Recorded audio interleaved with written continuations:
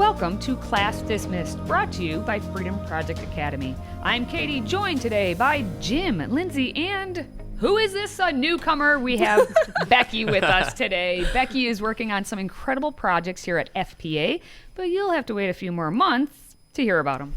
Let's get to our first headline, which states, New York 3rd through 5th graders fail basic reading tests with more than half not even proficient. And I should say, this surprises me, but you started with the 2 words of New York, and right. My expectations pretty much fall down to the level at their level of reading. But let's take a look at what is happening. America has a problem, and it's that these kids can't read. Like young Gen Z and these Gen Alpha babies, yeah, they can't read. What on earth is going on with Generation Alpha? I feel victimized by some of these 6 and 7-year-olds. Like, they don't listen. Their academic abilities are so much lower than I've seen in my previous teaching years. They're helpless. You ask a question, they're just staring at you. They still can't form their letters. Like, they can't manage their emotions. They're throwing tantrums left, right, and center. They hide under tables. They storm out. They don't listen to instructions. Tell them something and they just mock you and repeat after you what you've just said. They don't be quiet. Well, as you can hear there, the teachers are sounding the bell left, right, and center. Yes. So this is not a New York only problem. This is a nationwide or even international problem, especially though here in the U.S., and that's what we tend to look mostly at, is why is it that our children are unable to read? We all have different opinions on that.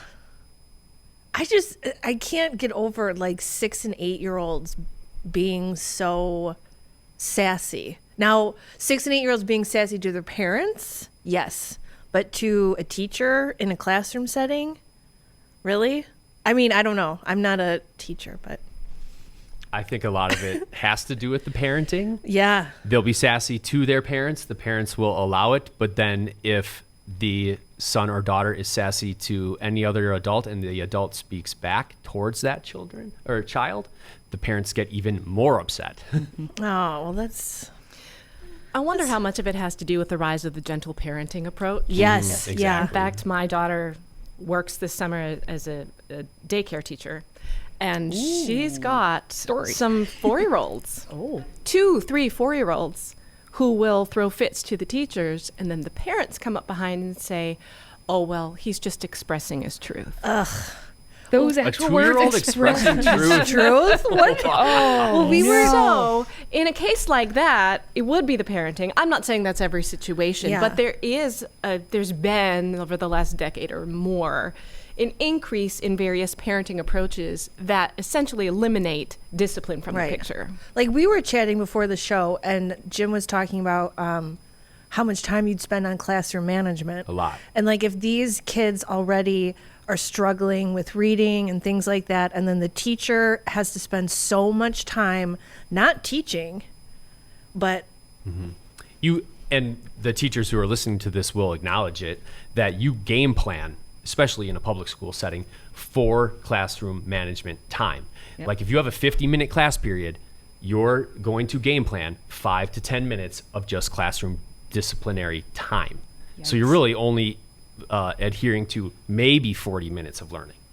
And that's just a common practice. And then on top of it, what is the actual teaching that is Right, being done? exactly. Clearly, it's not being ABCs and 1, 2, 3s. But like when we take a look at statistics here, let's just talk about New York because that's what our overall story was about. In New York City alone, takes up about 40% of like New York, right? In 2025, about 56% of students made the grade on their reading test, which was actually an increase. Like we're over half now, and like that's an increase, a 7% increase, right? But it's certain kind of like grades that are suffering more, and that's what's kind of the interesting thing. And certain, like it was the 5th graders overall who actually dropped 13.1%. So it's like, what is there something significant here? Here's what I'm going to say. This is my thinking on it. This last year's 5th graders were COVID kindergartners. Yes, they were.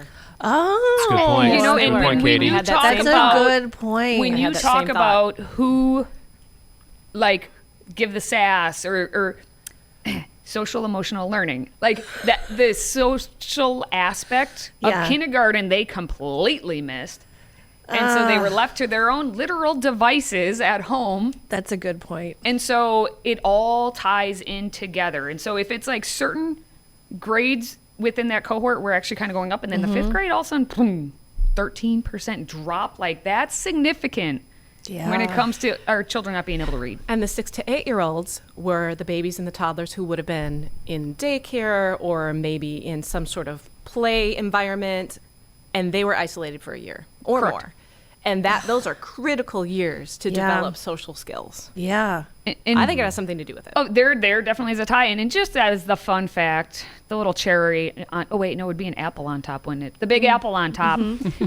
New York is spending, you guys want to take a guess? How much per pupil? Take a guess. Per How many- student? Per student. How much money is spent per student in the state of New York? 4,000. Oh, way more. 40,000.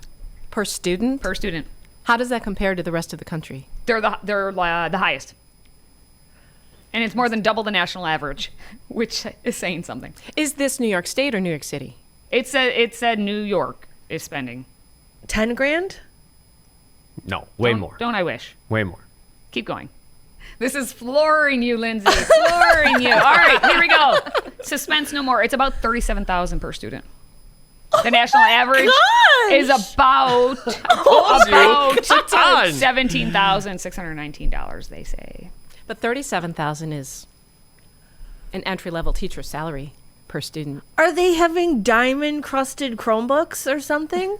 $40,000. They get Starbucks every day. That must be that could play into it. They're You know, certainly they're not having getting great Chipotle books for to lunch. read. They probably get brand new buildings, brand new sports facilities. All the admin are making 6 figures Sneakers. plus. Everybody's getting Jordans. There has to be more to it. There has to be more to it because that kind of money invested is only proving that the more you spend does not equate to the smarter the kid. Right. Exactly. There's got to be more to it. Yeah. We'll have to see. But let's just take a little stroll down memory lane for a lot of us. Since you talked about so much money that goes into, sports and such, how about the good old physical education class? Where we all, raise your hand if you used to play the best game ever, dodgeball. Not the best game ever. Okay, it's a fun game. We were talking about love this earlier. dodgeball. Like, I loved dodgeball. I was like, yes. Terrified.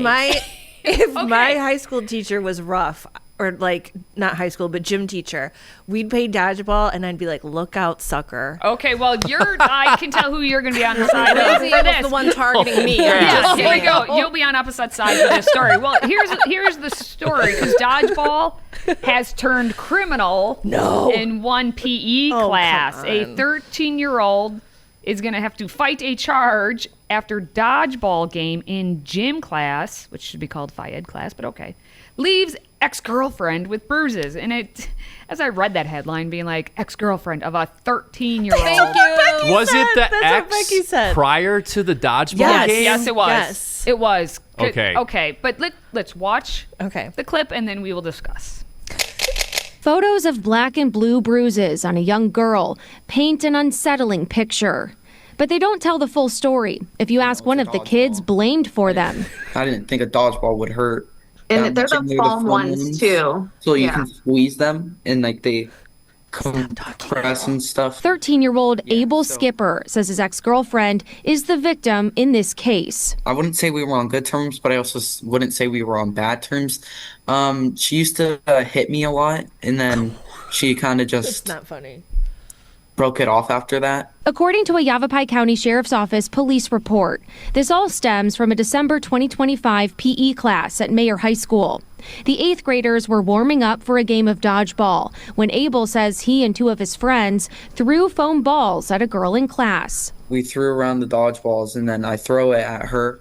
I hit her. One of the kids missed. The other kid also hit. 2 days later, the Yavapai County Sheriff's Office got a call from a Banner Health social worker who said 3 boys attacked a classmate. It is come absolutely ridiculous. This is a game that every kid in the nation plays at some point in their life. They're considering the dodgeball a weapon, and that he knowingly or willingly, recklessly harmed this girl. Obviously, I'm gonna have to target somebody for dodgeball. It's Abel, stop it's talking. dodgeball. You have to choose somebody, throw the ball, then try to get them out. I didn't want to hurt her at all. That's the key there, is he needed to say that and then nothing else. Like, just nothing else. But yeah. clearly she has the bruises. So Yeah. the bruises did occur. This is true. Therefore, perhaps the game should not have been played with those particular balls. If they were playing with a ball that had the ability to actually bruise a child, that's on the teacher. Okay. Yes. As a PE teacher, though, in defense of PE, we do archery. I guess we can't do archery. I totally hear. But I you're am not totally aiming here. at children with archery. I hope you're not. Well, It here's the depends on deal. who's in the class. Well, and here's teenagers, tweens. They're not having everything going on up there. Now, the issue is not even that they were playing the game. It's that they were warming up. And that he just admitted that we threw it at her. We were throwing around the dodgeballs, and then we threw it at her. Why would you throw it at her in warm-up time? That's where I think I don't they are a even little bit in see, trouble. like, as somebody who's been, this is not going to come out right. I remember getting hit with, like, a basketball and not getting a bruise like that. Like, so Yeah. I question, like... She might have very easily bruisable skin. I don't know. She sounds like a bad character. I'm taking that she was hitting him when they were quote, unquote, dating. What are they, I don't, it's 13? an interesting story for sure. 13 and they're dating? Yeah. Well, that's the core problem, right? I mean, let's Yeah. not even probably go That's all there. junior highs now. And that was in 2025. Was he 12? Oh, good. That's what I mean. Good one. That's actually very I solid feel like point. this is a saucy story. That it's like, because the moms were friends. Oh, I missed that part. The There moms has were to be more friends. to it. There's more to this story. I'm taking the female side. I'm just come out and say Oh, it. Wow. Yes, because Abel here is talking about, yeah, we kind of were throwing it yeah. at her, and yeah. well, she used to hit me. I mean, I could just see him making That's that up what to I'm get saying. get away from it. And I saw here later on in this story that they claim that they were relentlessly throwing dodgeballs at her after she exited the bathroom, which tells me it was during warm-up time and not actually During class. game time. Yes, I and also you think should- this yep. is a great Okay. plug and commercial and a awareness for the world that maybe PE class should be guys in one class and girls in another. Or depending on the sport. That's how we used to break it down. Yeah, Yeah. I think that's depended on fair. what the game was That's that true. we were doing. That's true. There's somebody, I can't say their name, but a famous comedian, and he has a bit on, like, you know, trans people in sports and stuff, and he's like, so LeBron James, now he identifies as a woman. Would you put him, if you put him in the WNBA, he'd be making 700 points a game? And still flopping. Okay, gotcha. Yeah. Continue. But it's a good argument of saying, like, you know, especially at a young age, of separating the yeah. sexes if you want to do this. Because, yeah, that's a good point. It's not a fair, you know. I It's an can't even interesting story. believe that I'm. She had the, The bruises are the proof. Something went down there.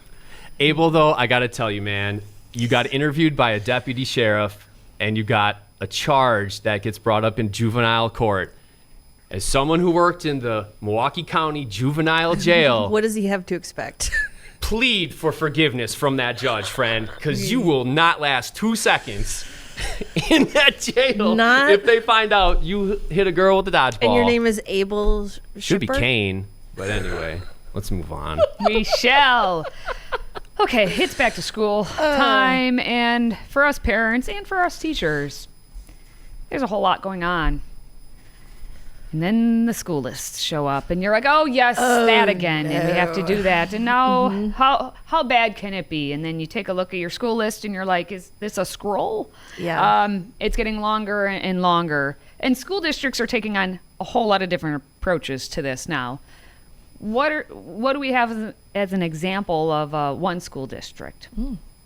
These are 3 things that I can't relate to as a mom of 3 kids raising kids in upstate New York. Number 1, back to school supply lists. I don't have one of those. We don't get back to school supply lists. The school district provides all of the school supplies for all of the kids. Sometimes the teachers will have a wish list and have certain items on there that I will buy from, but regular school supplies, they don't have a list for that. Number 2, packing lunches. In our school district, and I think across New York State, correct me if I'm wrong, it is universal free breakfast and lunch for all students. My kids eat breakfast at school and eat lunch at school, and it's all completely free, so we don't pack lunches. Number 3, summer camp. My school district provides a free summer camp for all the kids in the district, including the homeschool kids. And so my kids go to a free summer camp at the school every day in the summer, and they get STEM activities and reading intervention and math intervention and all that kind of stuff. And they provide transportation, they provide breakfast and lunch. It's completely free, and it's for all kids in the district.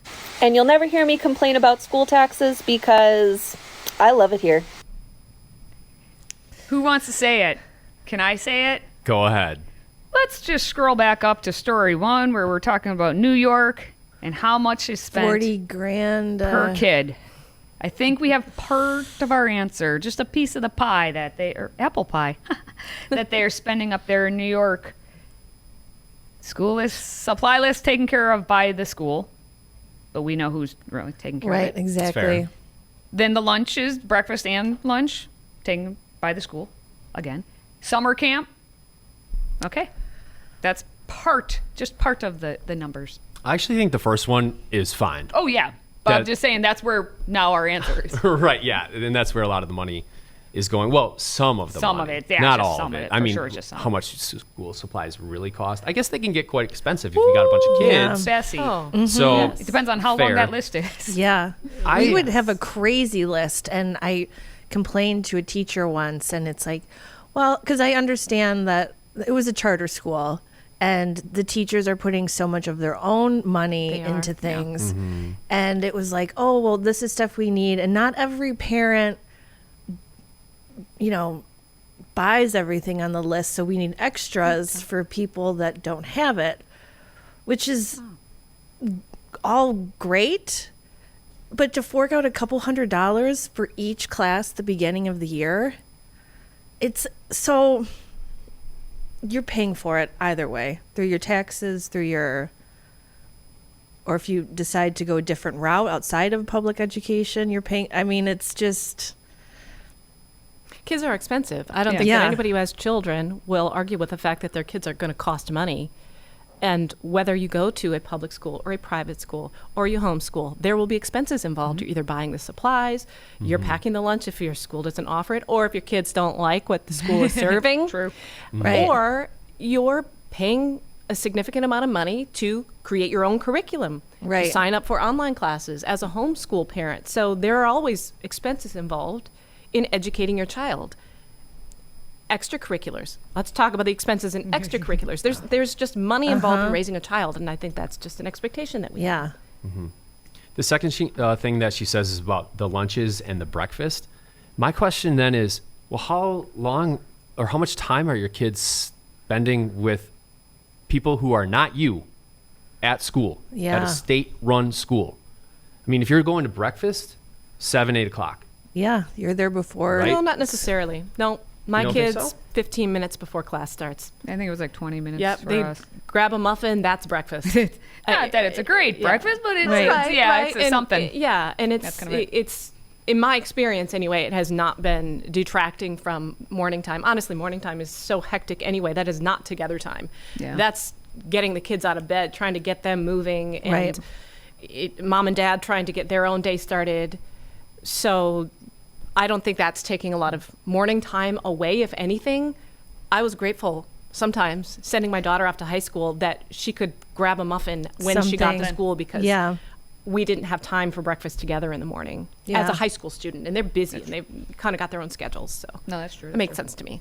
I guess my thing comes down to like, it's not like that I'm giving for the supplies. It's that, is the school supplying the teachers anything? Because it's all like custodial stuff. It's not even like the supplies that my kids are going to be using. It's everything to clean everything everywhere. Yes, Clorox wipes, paper and like towels. coming from like teaching a small, it was the thing that was interesting is like I teach at a very, very small school and we don't require that. Like I think it's like kind of on the back end. So like, yes, I'm sure the parents are paying for it, but it's in their tuition or whatnot. This was at the public school where I'm having to provide all of these items. And I'm like, what's going on? That's what I'm The final one with sending kids to summer camp. I'm going to say this as a former homeschooler. That's why my parents didn't send me to public school because they didn't want me around everyone else. Yeah. And I mean, I'm sure there's homeschool families that do it, but I think it's just kind of a funny point that she tries to make. It's like, hey, even the homeschoolers are doing it. Probably not, especially if you live in the state of New York, because there's a lot of requirements, especially vaccine requirements, for kids to even step foot into a school. Makes sense. Okay. All right. Well, let's end the day on something uplifting, very positive, productive, really. The headline is, "It just makes sense." All right. That's what I read as a quote. It's a 13-year-old who decided to build a 3D printed wheelchair for a 21-month-old girl because it just makes sense. Zach Waters from Lehigh spent hundreds of hours this summer 3D printing a custom pediatric wheelchair for a 20-month-old girl who needs one, but whose family can't afford it. When asked what inspired the project, Zach told us he got the idea from YouTube, seeing a chance to do a good deed while doing something he loves. I really wanted to do this because I just love helping people in need, and it combines my two favorite things in life: 3D printing and helping people in need. It makes me so happy to print it and see the smiles and how happy the family is that really need the wheelchair. Zach's grandmother is the one who told us about his story. She says his project shows what young people can accomplish when compassion meets determination. I mean, I love how this kid is so oblivious to how sweet this is, of him taking his own time doing this, finding something that he likes to do and using that to help someone else is just, and also how colorful and fun it is. Like all medical equipment, it doesn't matter who it's for, the age or what it's for. It's like black, gray, ugly. Like that thing is sweet, you know? I think the best part when I was reading it is the quote from Grandma, who submitted, Charlotte Waters. She said, we hope he always remembers that the greatest legacy anyone can leave is to make someone else's life better. His age does not define his ability to make a difference. His character does. And so to everyone out there, it's not about age. It's about character. That's so sweet. And I didn't even know 3D printers could do. Yeah. The only, 3D printers, I feel like there's always people make little fidgets or like, you know, nerdy little things or whatever. To make a whole wheelchair? Come on. It's impressive. Come on. It's impressive. Has it been inspected for safety regulations? No, but we understand what the point is. And to be the parent of a 13-year-old who recognizes he can use his skills to serve another person is really the point. That's what I would love for all of us to be instilling in our kids, that you have skills, you are impassioned by these skills, you can determine how to use technology today to serve other people with them. I think we all should be teaching our kids how to do that. It's fabulous. And we hear too many, like we talk about a lot of college age kids and universities, and like, to teach them at a young age, like you have a skill, you have something you like to do. These are things you can do with it, instead of like, oh, we're just gonna get a college degree and whatever. And I think it's awesome. See the need, match the need. Yes. That's so cool. All right. Well, hey, just a reminder, Freedom Project Academy is enrolling for anytime and homeschool courses this fall. FPA is a faith-based, flexible, and built for families. Visit freedomforschool.com and discover the Christian education that fits your family. Well, that's going to wrap it up around here. If you do enjoy the show, visit classdismissed.tv for all of the links. And don't you worry, we will be back next Tuesday with another great conversation. For Becky, Jim, Lindsay, and myself, have a great week. Check out FPA. And until next time, class dismissed.